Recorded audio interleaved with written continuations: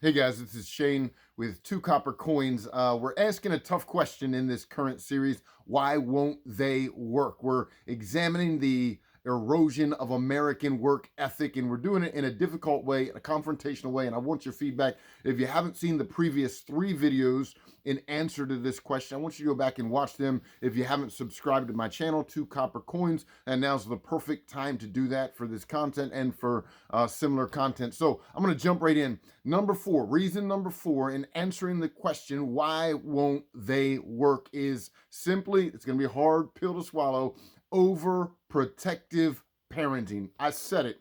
Overprotective parenting. I know when I asked the question, why won't they work, a lot of our hopes and a lot of our thoughts were maybe he's going to find some reason to blame this generation. And seriously, there's enough blame to go around. I'm not trying to point fingers. I'm trying to answer questions so we can hopefully stir up and regain that work ethic that we were once known for. The only way is to confront this, to answer the questions, and then to implement those answers. The fourth reason in this series, and there's only 5. The fourth is overprotective parenting. Listen, from the time they were born in the hospital, we were telling the nurses how to take care of our kids. And that's innate. I'm not blaming you, and don't get defensive right off the bat. Just hear me out, couple minutes, 3 minutes, and then give me your feedback. But from the time they're in the hospital, we're telling nurses, we're telling doctors how to take care of our newborns. And they get in the nursery at church, and they came in with 2 bottles, and they left with 1, and that kid over there is this, that, and the third. And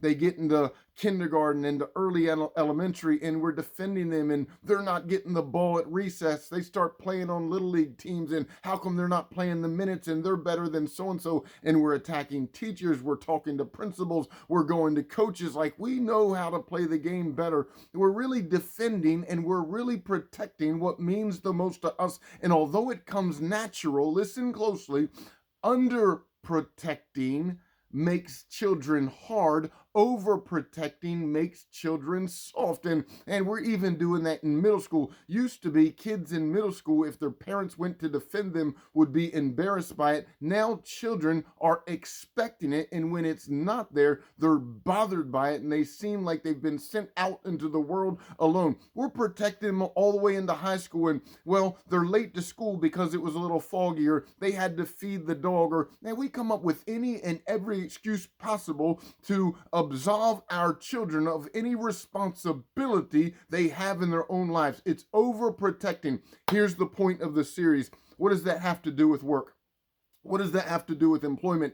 Everything, because the workplace is the first arena that they show up in, that their number one gladiator cannot be there to defend them. The workplace is the first arena. It's the first courtroom that they show up in when their personal and public defendant can't be there to advocate for them, and they're aware of it, and the parent is aware of it, because little Johnny has been going to mom, going to dad his whole life, but now he gets home as a 15-year-old and says, hey, my boss at Acme said I was late.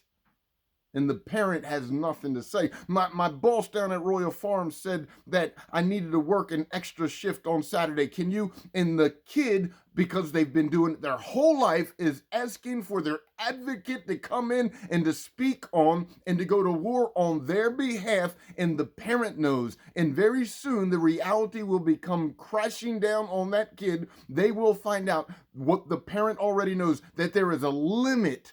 There is a jurisdiction to the parent. The parent can't influence the boss. The parent can't come in and change the hours. The parent can't come in and give the kid a different role or a better role, or my child shouldn't have to mop the floors in the bathrooms at Royal Farms. The parent has no jurisdiction.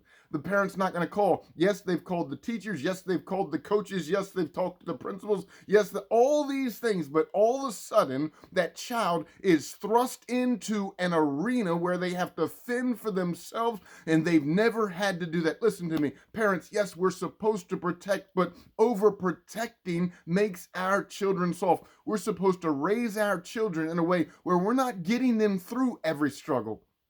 We're teaching them how to get through all of these struggles, because one day we will not be there to fend for them. One day we will not be there to fight for them. And the first crushing inclination our children have of this oftentimes is when they go to the place of employment, when they go into the workforce, and the parent cannot be there. Seriously, try it, parent. Call their boss. Call their employer, call their scheduler, see how far you get. You know it's not going to work for the rest of their life. They are going to find out. Listen, let our children fend for themselves. I'm not saying don't defend them. I'm not saying don't protect them. I'm not saying don't do what God has called you to do. What I'm saying is this: teach them to struggle. Teach them to fight through these situations. Teach them how to negotiate with difficult circumstances and difficult people. Because mom, dad, I hate to say it, you hate to hear it, we will not always be there. And effective parenting doesn't get them through every situation. It teaches our children how to get through it. And this is one of the reasons, one of the biggest reasons I believe our children are walking away from work, because they're suddenly thrust into a situation where the person that has protected them their entire lives is no longer able to influence that situation. Hey guys, if you haven't liked the channel, I want your feedback. Subscribe to Copper Coins. I've got one more video in this series. Stay tuned for it. Let me know what you think. And as always, share the video. God bless.